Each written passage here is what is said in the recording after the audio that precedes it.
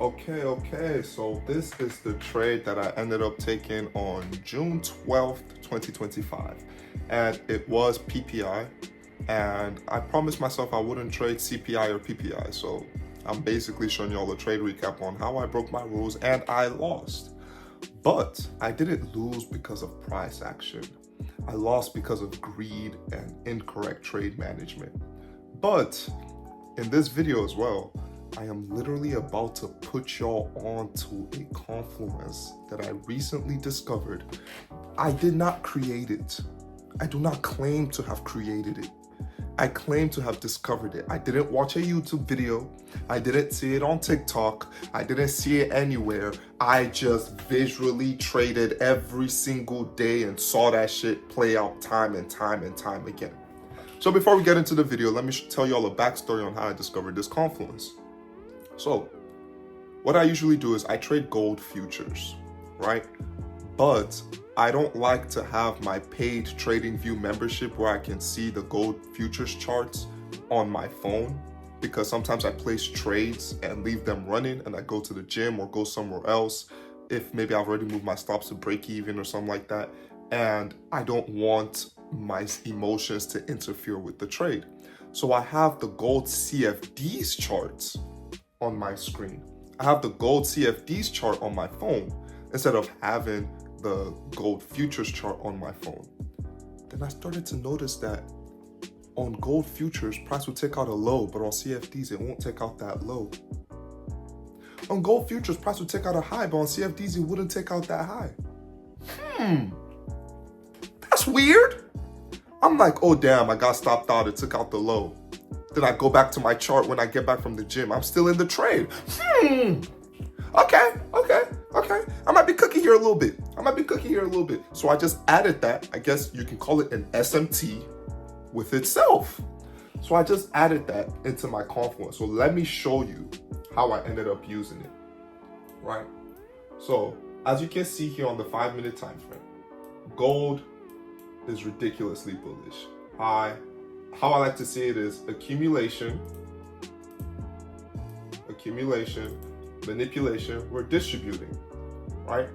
So I remember I went over to the left and look at this nice juicy highs up here that I wanted to see gold come and take, right?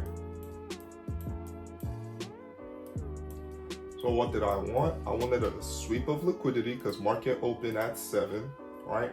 When we first opened, let me actually replay this. So market opened at 7. I want a sweep of a low, maybe this low, because I want to go higher. So I'm trading. We don't get a sweep. No sweep. We displace past this high.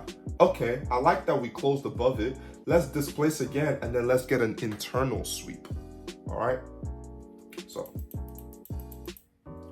boom. We displaced again. We come down, get a little bit of a sweep, but this is not enough because this low right here is not really a bearish low. So it's not really a sweep. It's a sweep on the 1 minute, but it's not a sweep on like the 5 minute, and I only trade on the 5 minute. So I'm waiting. Boom. What a nice, juicy, beautiful sweep right here. I want an inversion of this gap. Boom, we get the inversion without taking this high.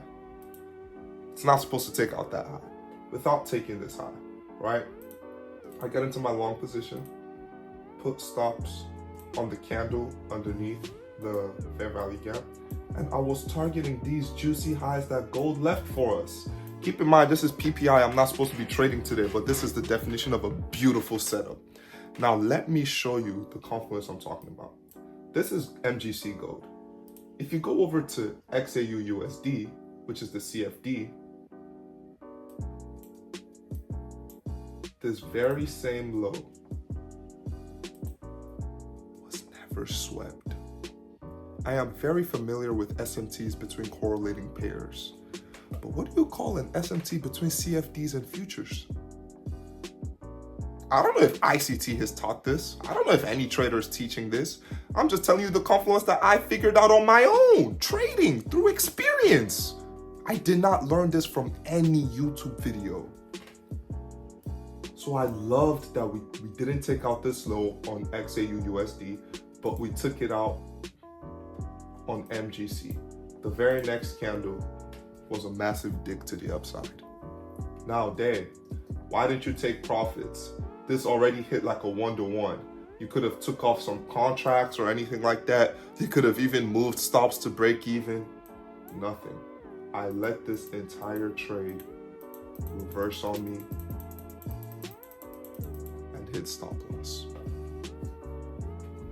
So that's the trade I ended up taking on Thursday. It played out well. If I had managed to trade correctly, taking off some contracts, maybe move stops to break even or move stops closer and closer and closer. Because I wasn't at the gym, I was able to manage the trade, and I wasn't even supposed to be trading that day.